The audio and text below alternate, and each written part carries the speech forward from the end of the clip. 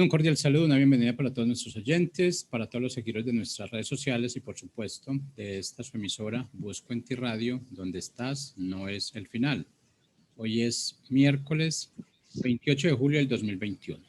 Continuando con nuestra programación para hoy, contamos con la presencia del pastor Julio Cairiasco y su segmento Establecidos en el Nuevo Pacto. Así es que le damos la bienvenida, pastor, ¿cómo está? Muy buenas tardes, Jorge, buenas tardes para todos. Felices de poder estar aquí, continuar con este segmento Establecidos en el Nuevo Pacto. Y estamos con un tema, ya esta es la tercera parte, la ignorancia.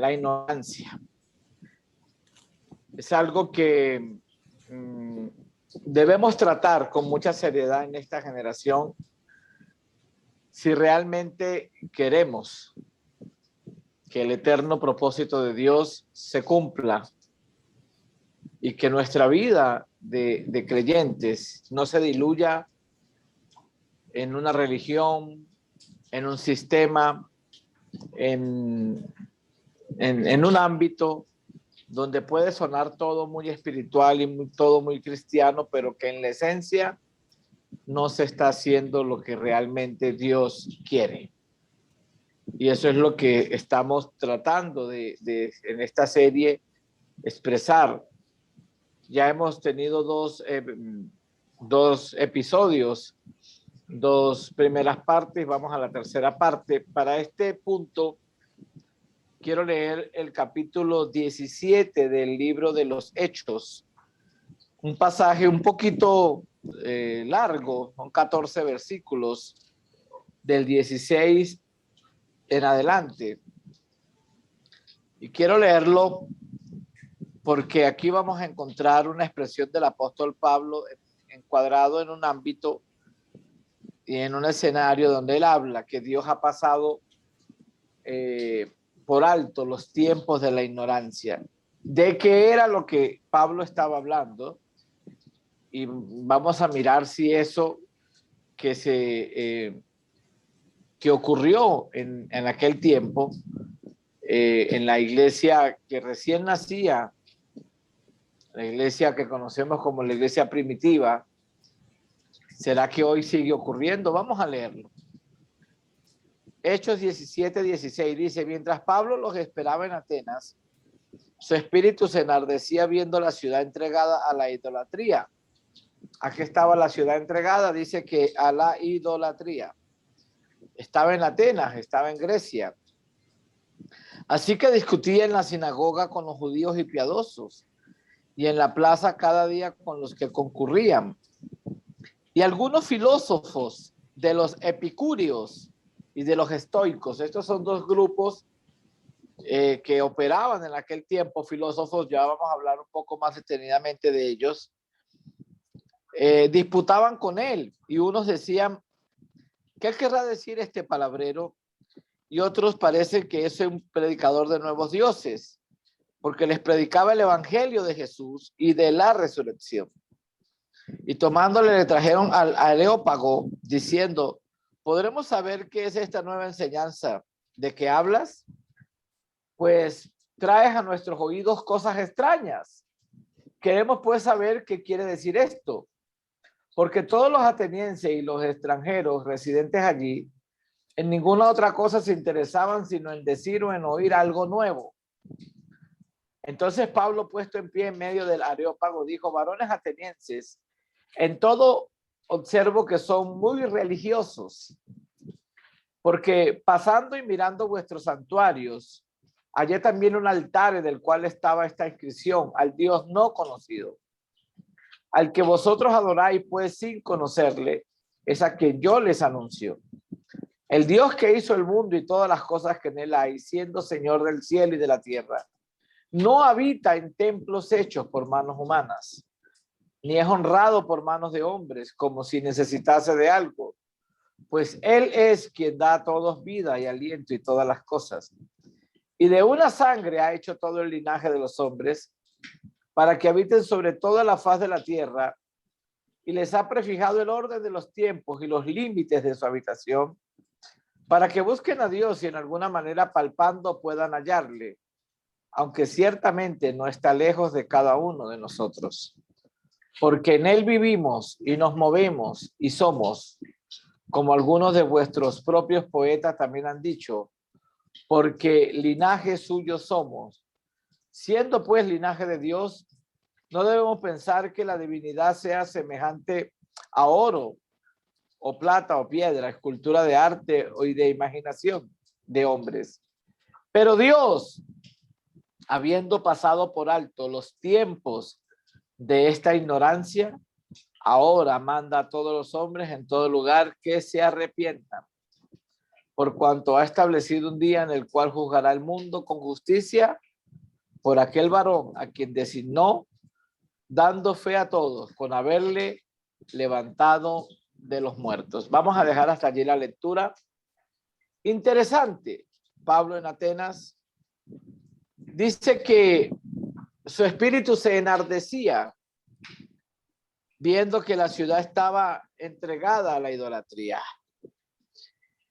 Y dice que había un lugar allí que se llamaba el Areópago. Recordemos que en los tiempos de Grecia, de los filósofos, como lo dice el texto, ellos solo se interesaban en aquel que tenía que decir algo nuevo. No les interesaba otra cosa. Pablo llega con un mensaje, el mensaje de Cristo. Ya sabemos lo que Pablo predicaba. Pablo predicaba a Cristo y a Cristo crucificado. ¿Qué ocurrió en la cruz? Pablo aclaraba el misterio de Cristo. Pablo dejaba a la gente en la esencia de la realidad de lo que ahora en Cristo tenemos en él. Llevaba a la gente a que creyera esa realidad y que viviera conforme a eso. Hemos podido ver por el Espíritu que eso era lo que Pablo siempre andaba buscando, aclarar a todos el misterio de Cristo, aclararles a todos el misterio del Evangelio, aclararles a todos la gracia que en Cristo se nos había otorgado, que entendiéramos que el propósito eterno de Dios era darse a conocer a través de su Hijo, y para eso nos otorgó en Cristo una nueva naturaleza donde el hombre va a ser perfeccionado, donde el hombre va alcanzando la madurez, donde el hombre va creciendo según la gracia de Dios y esa nueva vida que se ha dado. Y ese es el mensaje de Pablo. Pero Pablo tuvo que luchar con tantas cosas en sus días. Y aunque nosotros no lo veamos de una manera tan clara, pero podemos descubrir que todo eso que en el primer siglo, recién establecida la iglesia, y recién establecidos los apóstoles y el evangelio empezó a correr, también estas corrientes humanistas, filosóficas, fueron también permeando la iglesia, y hasta el sol de hoy eso sigue ocurriendo. Y la palabra clave que Pablo dice es la ignorancia. La ignorancia. Dice que Dios ha pasado por alto los tiempos de la ignorancia.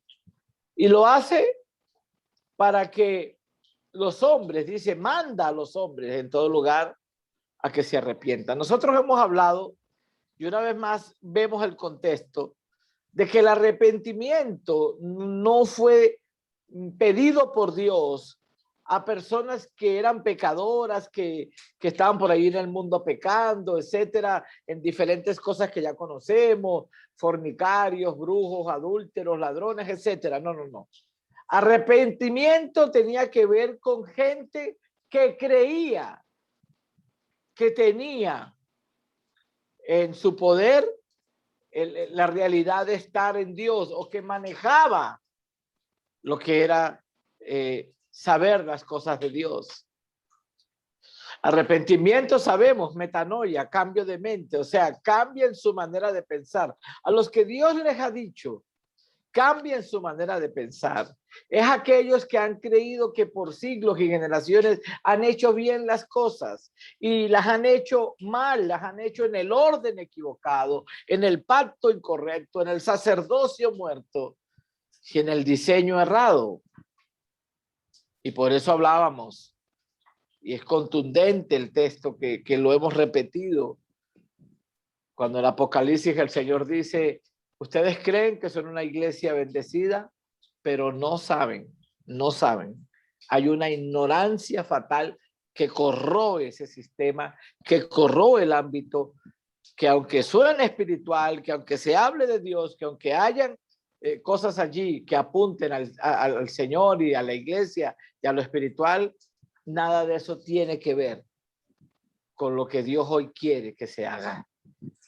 No se entiende lo que ahora somos en Cristo. No se entiende lo que es ser un ministro competente del nuevo pacto.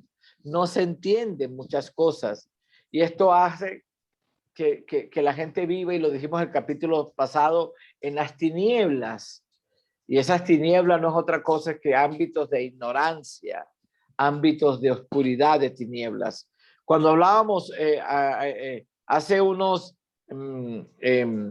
episodios atrás o clases, porque estos son como clases que damos, hablábamos de Saúl y David.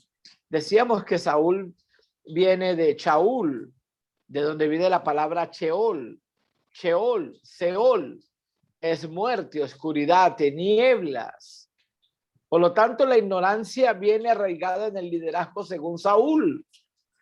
Todo líder que viene por esa línea de Saúl es un líder que ha sido improntado en la ignorancia, está en oscuridad, está en tinieblas, no entiende, no sabe, pero el problema no es tanto que no sepa, el problema es que todo lo que imparte, entonces lo imparte en la misma óptica, en la misma línea de ignorancia.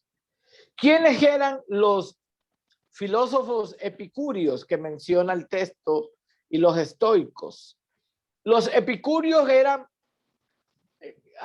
personas que seguían una doctrina que se dedicaba al hedonismo. ¿Y qué es el hedonismo? Es la meta máxima de la vida, es el placer de los sentidos sin importar cómo se haga. En otras palabras, lo más importante para los epicúreos es sentir placer, vivir la máxima expresión de placer, no importa cómo se haga, no importa cómo lo logre, no importa cómo lo tenga, lo importante es tener el placer que yo tanto anhelo y que yo tanto necesito. Esos son los epicúreos. Y los estoicos es otra corriente de doctrina filosófica que practicaba el dominio y control de los hechos, como el autocontrol y de las pasiones que perturbaban la vida, valiéndose de la virtud y la razón. ¿Cuál era el objetivo de estas personas? Alcanzar la felicidad y la sabiduría prescindiendo de los bienes materiales. O sea, yo sin mucho puedo lograr bastante. Más o menos ese es podemos hablar del eslogan que manejan estas personas. Yo prescindo de ciertas cosas materiales por la virtud y la razón que tengo. Yo tengo autocontrol, autodominio. Yo lo puedo lograr y mientras más limitado soy en ciertas cosas, más grande es la sabiduría y la felicidad que voy a alcanzar. Corrientes filosóficas. Usted me dirá, pastor, ¿y esto cómo lo vemos en la iglesia? Sí, las dos corrientes están allí. Porque estas personas, cuando Pablo llega y observa y dice que su espíritu está enardecido, y cuando ya lo dejan hablar, Pablo les dice, oiga, yo observo que ustedes son muy religiosos, tenían allí un altar, tenían un santuario, tenían un post que decía el Dios no conocido, tenían toda una estructura religiosa, y Pablo les dice, ¡hey! Dios no está en nada de esto. En nada de lo que ustedes creen que está, Dios no está. Empezando que les dice que el Dios que habita el mundo y todas las cosas, dice que no habita en templos hechos por manos de hombre. La religión no se enteró que Dios hace más de 2000 años se mudó de templo. Y parece que hoy la ignorancia es tan contundente que parece que se adora más al templo que al Dios que nos creó, que nos salvó y que nos llamó. Hoy los templos, llámese de la religión que se llame, de la religión católica, de la religión evangélica, de la religión cristiana, de la religión musulmana, de la religión, etcétera, etcétera. Los templos son cosas intocables, porque se supone que allí en el templo habita Dios. Y han hecho de lo material, de lo físico, de la madera, del piso, del cemento, de la estructura, del techo, de la silla, algo que no tiene nada que ver con lo que ya Dios hoy ve desde otra óptica y desde otro pacto. Ciertamente en el antiguo pacto, el templo era un lugar santo, era un lugar sagrado, Dios habitaba en el templo, la presencia estaba en el templo, se buscaba la presencia en el templo, pero eso ya caducó en la cruz. Y lo hemos repetido muchas veces, no hablamos de no tener un lugar para congregarnos como familia de la fe, pero eso no es un templo, eso es un auditorio.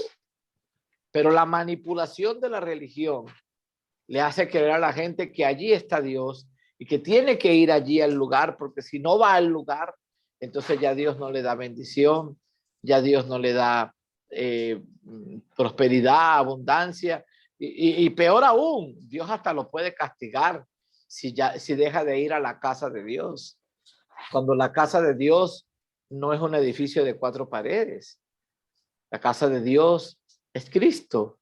Y si nosotros estamos en Cristo, somos su templo, estamos en casa. Es allí donde Dios quiere que nosotros comprendamos la nueva realidad. Pero no desconectar esto de la tradición que traemos por años, de ir a un templo, de ir a la casa de Dios. Cualquier persona que abre un culto en estos lugares dice bienvenidos a la casa de Dios, y eso para el mundo cristiano evangélico que conocemos suena muy lindo y espiritual. Para Dios es una expresión de ignorancia. Ignorancia. Ahora, ¿qué tienen que ver los epicúreos? Ellos quieren el placer. A ver, ¿qué es lo que más se vende en estos lugares? Para que la gente, ¿qué es lo que hace atractivo que la gente vaya a un templo de estos? Porque en ese lugar Dios le va a dar lo que le está pidiendo. Porque en ese lugar Dios le va a conceder lo que está necesitando. Porque en ese lugar el milagro que tanto viene ya va a ocurrir, ya viene.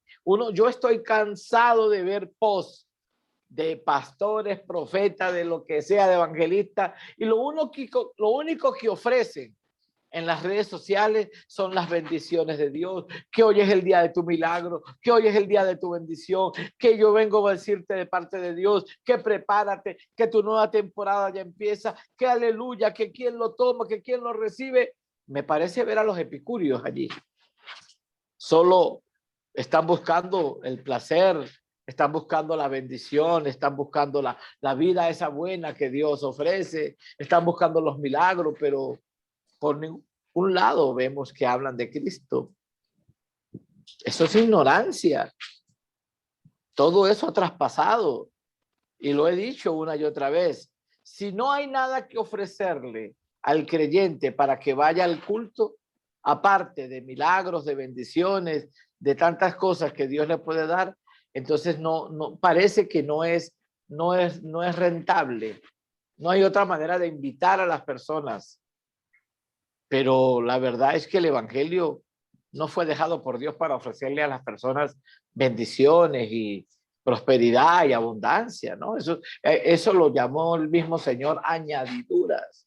El evangelio no es otra cosa que la vida de Cristo siendo impartida, siendo perfeccionada en la nueva naturaleza, para que seamos la expresión y la manifestación de aquel que nos salvó y nos llamó en esta tierra. Así se cumple el propósito eterno. Pero uno no mira eso. Eso no es. Por eso Pablo dice, ¿por qué tanta ignorancia? ¿Quiénes son los estoicos? Los que se autocontrolan y tienen dominio personal sobre las pasiones que perturban la vida, sobre las cosas que no le agradan a Dios. Y hay un objetivo: alcanzar la felicidad y sabiduría prescindiendo de los bienes materiales. Ya este es otro extremo. Amados, pasé muchos años en la religión y por más que se ayunen 20 días, 3 días, 7 días, 40 días, 50 días, por más que se vigile toda una noche, por más que nos abstengamos, si esto lo hace el viejo hombre, no sirve, no sirve. Nuestros esfuerzos naturales, humanos, carnales, para lograr satisfacer el deseo de Dios, de ser santos, de andar en santidad, no sirven. Estamos actuando como los estoicos. Eso es ignorancia. No sirve. Lo único que hace que la santidad aparezca en el cuerpo de Cristo es que Cristo sea esa nueva realidad y se vaya perfeccionando su vida en cada uno de nosotros. Del resto, no sirve. Yo hablaba hace unos meses atrás con un pastor importante de un ministerio que le pusieron que este era el año de la santidad, porque esa es otra otra locura, que cada año es el año de algo, y no ponen que el año es Cristo. Cristo es lo único que necesita la gente y en Cristo está todo lo que necesitamos. En Él estamos completos, pero se le ocurre a alguien que este es el año de algo y pusieron el año de la santidad. Y yo le decía, bueno, ¿y cómo van a hacer este año para que la gente sea santa? ¿Van a poner a ayunar al viejo hombre? ¿Van a poner a hacer vigilia al viejo hombre? ¿Van a poner a orar 10 horas todos los días al viejo hombre? No hay nada que hacer. El viejo hombre no puede ser santo nunca. El viejo hombre está viciado. El viejo hombre está corrompido. El viejo hombre fue crucificado en la cruz. El viejo hombre no fue mejorado. El viejo hombre no lo llevaron al taller del maestro. Al viejo hombre lo crucificaron. Romanos 6:6, Gálatas 2:20. Está crucificado. Y una nueva vida, una nueva naturaleza en Cristo se nos ha otorgado. Si esa nueva vida y si esa nueva naturaleza no aparece para que el hombre desde el ser interior espiritual sea formado y que Cristo al expresarse, al manifestarse, entonces podamos ver la santidad no por algo que yo hice, sino por una vida que yo expreso. La santidad no es algo que yo logro. La santidad no es algo que el hombre logra. La santidad es una vida que Dios en Cristo otorga. Y la labor de un ministro competente del nuevo pacto es que esa vida pueda crecer, manifestarse y expresarse. Y cuando esa vida crece, se manifiesta y expresa, entonces la santidad se expresa. Pablo dijo muy claro en Efesios capítulo 4, 22 al 24. Despójense del viejo hombre, despójense. Está viciado. No hay nada que hacer, despójense. Y dice, renueven el espíritu de su mente. Sin ese entendimiento renovado no hay nada que hacer. Pablo dice, renuévense. Pídanle a Dios que les aclare. Pídanle a Dios que les revele. Y dice, y vístanse del nuevo hombre. Efesios 4:24. Vístanse del nuevo hombre, creado no según la religión, no según el sistema, no según el concilio, no según la doctrina, no según el seminario, no según la escuela, no, creado según Dios. En justicia, santidad y verdad. ¿Cómo está creado este nuevo hombre según Dios? Tiene 3 características: justicia, santidad y verdad. Esa palabra verdad es sustancia. Ya no hay figuras, ya no hay sombras, ya no hay símbolos, ya no hay tipos, ya no hay cuadros, ya no hay pinturas. Hay realidad. Cristo, creado en Cristo, creado en Cristo. Entonces, si queremos que la santidad aparezca en el cuerpo de Cristo, no tenemos que sacar el estoicismo de la iglesia. Tenemos mucha gente estoica. Yo puedo en el nombre del Señor. Yo puedo. Yo sí voy a orar. Y yo sí me voy a ayunar. Y yo voy a vigilar. Y yo, aleluya. Yo no escucha todo eso. Y no es otra cosa que el viejo hombre estoico hablando, con una filosofía derogada. Y que Pablo dijo, eso es ignorancia. Aquí no hay nada que hacer. Pablo es categórico, dice en el versículo 28 del pasaje que leímos de Hechos 17, porque en Cristo, esto es lo que se tiene que revelar. Hay que sacar el estoicismo, hay que sacar la filosofía de los epicúreos, hay que sacar toda vana filosofía de la iglesia. Hay que sacar la ignorancia a los que estamos sumergidos por tantos años y siglos.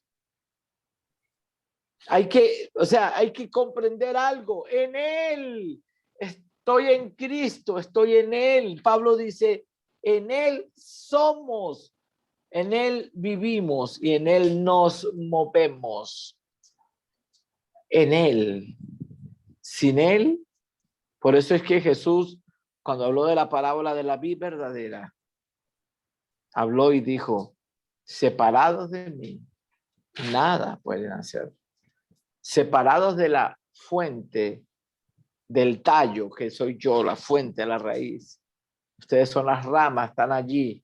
La consecuencia natural de estar allí conectados es que van a dar fruto. Pero no el fruto que el mundo espera o que la gente cree. Nosotros que vivimos vagamente que el fruto era, no, mire, tengo un carro nuevo, tengo una casa nueva, tengo una empresa, mire, tengo esposa e hijos. O la frase de moda de la religión, me gané uno para el Señor. Eso es ignorancia. Pablo dice en Hechos 20:28 que la iglesia se la ganó el Señor con su propia sangre.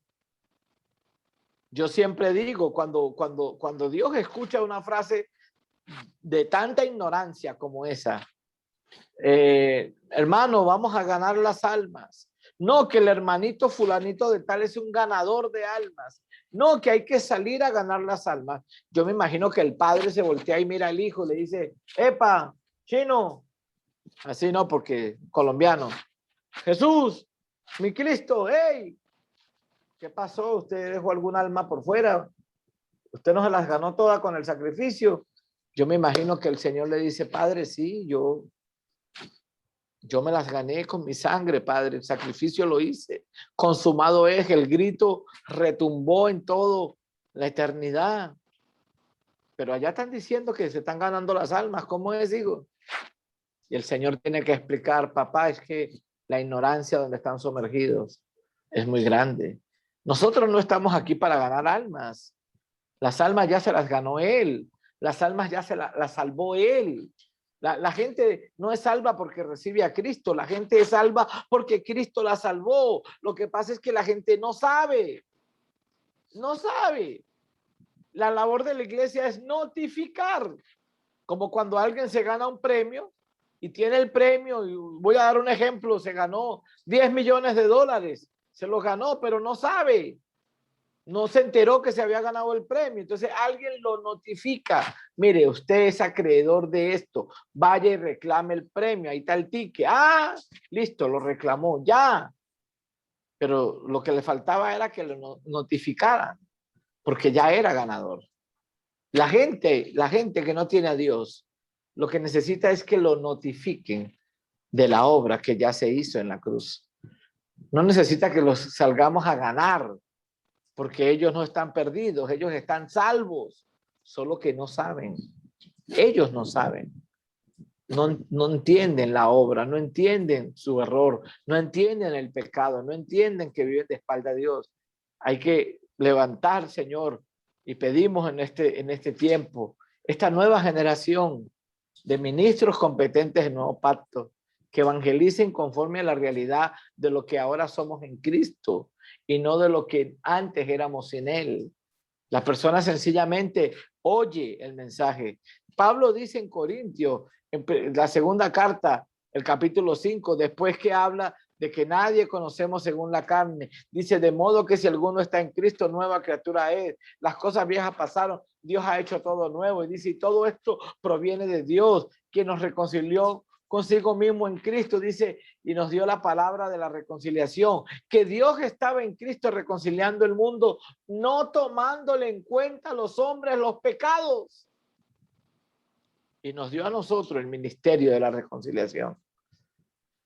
Pero ¿sabe algo? Yo por muchos años fui creyente de estas estructuras evangélicas cristianas. Y cuando salíamos a evangelizar, lo primero que yo les decía a la gente era pecado, pecado, pecado, el pecado, el pecado, el pecado. Mire, no, yo nunca le di la buena noticia. ¿Sabe cuál era la buena noticia? Mire, Dios no le tomó en cuenta los pecados, porque Dios no le toma en cuenta los pecados al hombre por la obra de Cristo, pero la religión sí. Y la religión le va a pasar la factura de aquello que ya Dios ha pagado. Por eso es terrible. Esto tiene que crear algo que cause un revuelo en el mundo, esta palabra. Y no solamente lo que Dios nos permite, Dios ha levantado muchos ministros competentes del nuevo pacto en Colombia, en Venezuela, en Estados Unidos, en Costa Rica, mire, en muchos rincones del mundo hay ministros competentes del nuevo pacto que están hablando la gracia, que están hablando la verdad, que están sacando a la gente de la ignorancia en la cual estuvimos en otro tiempo. Pablo dice, Dios ha pasado por alto los tiempos de esta ignorancia, pero hay una cosa que hacer. Hay que arrepentirse. El llamamiento es al arrepentimiento. Pero de aquellas personas que han estado enseñando algo que no es, algo que para Dios no existe, algo que para Dios no tiene ningún sentido, algo que para Dios ya ha pasado. Oiga, mis amados, la edificación, esta frase, anótela allí en su espíritu. La edificación del cuerpo de Cristo no será algo posible si en nuestros días no tomamos en serio, muy en serio, este asunto de la ignorancia. No es algo tan bueno, pero dejemos así, igual la gente entiende, tranquilo, vamos, ahí vamos. No, no, no, no, no, no. La gente puede entender y está entendiendo mal. Y si entiende mal, no sirve. No hay nada que hacer. Todas estas corrientes filosóficas de la iglesia naciente, donde vemos a Pablo escribiendo ahí en el libro de los Hechos, eso ha traspasado los siglos, sin entender que en Cristo tenemos una nueva naturaleza. El evangelio es Cristo mismo. La buena noticia es que el Padre reunió todo en él. Y lo único que Dios anhela y quiere es que esa nueva vida que Dios ya ha otorgado crezca, se forme, se exprese y se manifieste. Todo lo demás es añadidura. No es fruto, como decía, pensar que tengo un carro nuevo, una casa, me gané un alma, ¿no? Fruto es que la vida de Cristo se ha formado en mi vida y que Él en mí y yo en Él somos uno y que ya no vivo yo. Yo estoy juntamente crucificado con Cristo. Ya mi vieja naturaleza no opera. Ya todo lo que era sombra, figuras, tipos, símbolos, ya ha quedado atrás. Todo lo que pertenecía al primer Adán, con sus operaciones, con su lenguaje, con su pensamiento, con su mente, han quedado atrás. Y Dios en Cristo ha hecho todo nuevo, todo está nuevo. Kainos de una naturaleza y sustancia diferente a la vieja. No hay compatibilidad entre lo viejo y lo nuevo. Y no es uno la consecuencia de lo otro. Todo lo contrario. Son dos esferas totalmente opuestas y separadas una de la otra. Por eso la ignorancia tiene que ser atacada. Se tiene que hablar lo que se tiene que hablar, se tiene que decir lo que se tiene que decir. Y Pablo les dice, oiga, hay que arrepentirse. Mira lo que dice el texto. Quiero leerlo. Y termino el pasaje de Hechos 17. Pero una vez más leo el verso 30. Pero Dios, habiendo pasado por alto los tiempos de esta ignorancia, ahora manda a todos los hombres en todo lugar que se arrepientan, por cuanto ha establecido un día en el que juzgará al mundo con justicia por aquel varón a quien designó, dando fe a todos con haberle levantado de los muertos.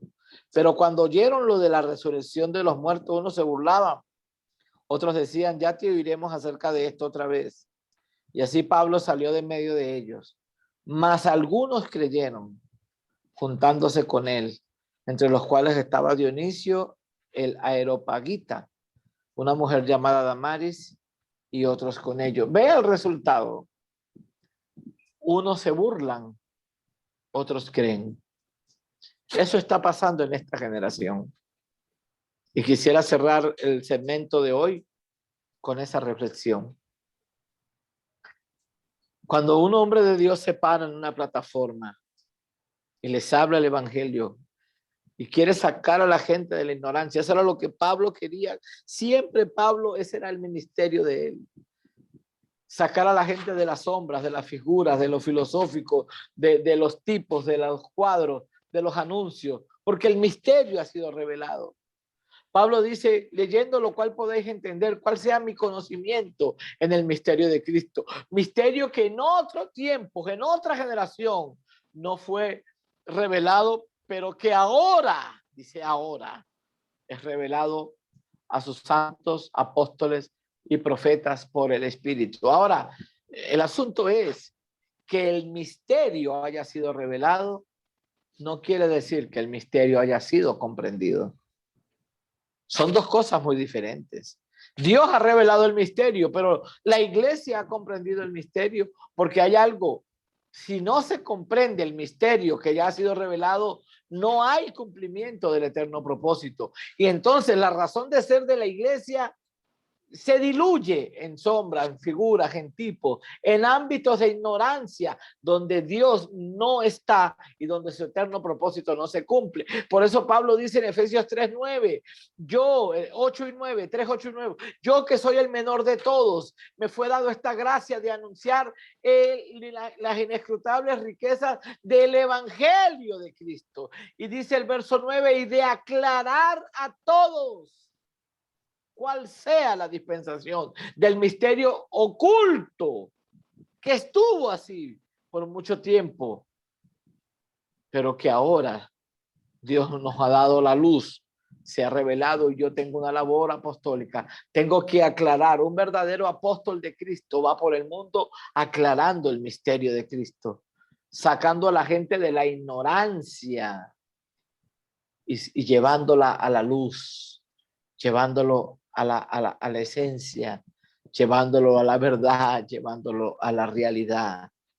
Eso es un ministro del evangelio. Eso es un pastor, un apóstol, un profeta, un evangelista, un maestro. El que te saca de la ignorancia, el que te saca de las sombras, de las figuras, de las tinieblas allí, de la oscuridad y te lleva. Pero el resultado va a ser, unos se van a burlar, se van a ofender, se van a contrariar contigo y te van a caer a piedra, te van a querer meter en el calabozo como a Pablo. Pero hay una buena noticia, otros van a creer. Dice, mire, dice, más algunos creyeron, juntándose con él, entre los cuales estaba Dionisio el Areópagita. Me imagino que era uno de los principales del Areópago, de los filósofos, de los que tenían una cultura. Y el hombre como que dijo, no, esto que yo estoy haciendo no es. Yo creo que lo que está hablando este hombre es la realidad. Yo prefiero la vida de Cristo que mis falsas religión, que mi falsa filosofía, que mi falsa creencia. Por eso predicamos el evangelio. Y sabemos y estamos claros que muchos se van a burlar. Muchos van a decir falso profeta, hereje. A muchos les encanta vivir bajo la ignorancia. Ahí han sido felices por años. Muchos se han enriquecido, han hecho dinero a costa de la ignorancia del pueblo. Muchos prefieren dejar a la gente en ese ámbito porque allí tienen beneficios personales. No estamos aquí para beneficios personales. Estamos aquí para hacer la voluntad de Dios. Pero la buena noticia que dejo al finalizar este segmento es que hay otros que van a creer. Otros van a creer. Van a creer la verdad. Y Jesús dijo, conoceréis la verdad y la verdad los hará libre. Los hará libre de la esclavitud de la religión. Los hará libre de la esclavitud de la ignorancia. Los hará libre de vivir en esa vieja naturaleza pecaminosa para que vivan en su nueva realidad, la vida que yo les he otorgado. Cuando Jesús dijo, el ladrón vino para robar, matar y destruir, no estaba hablando del diablo, estaba hablando del sistema. Podemos hablar de eso luego. El sistema que opera religioso es el que esclaviza, pero yo he venido para que tengan vida y vida en abundancia. Y cuando Jesús habló de eso, no habló de los milagros que le hacía a la gente, de la bendición económica, de la prosperidad, de tantas cosas buenas que puedan llegar, no. La vida en abundancia era él mismo impartido a su iglesia. De esa vida es que estaba hablando. Padre, gracias por tu palabra, Señor. Oramos para que muchos puedan salir del ámbito de la ignorancia y que la luz del evangelio pueda ser una realidad en ellos. Alúmbranos, Señor, con los ojos del entendimiento. El Espíritu haga una labor en cada persona, en cada creyente, en tu iglesia, en esta generación, en Cristo Jesús. Amén, amén y amén. Gran abrazo para todos. Saludos.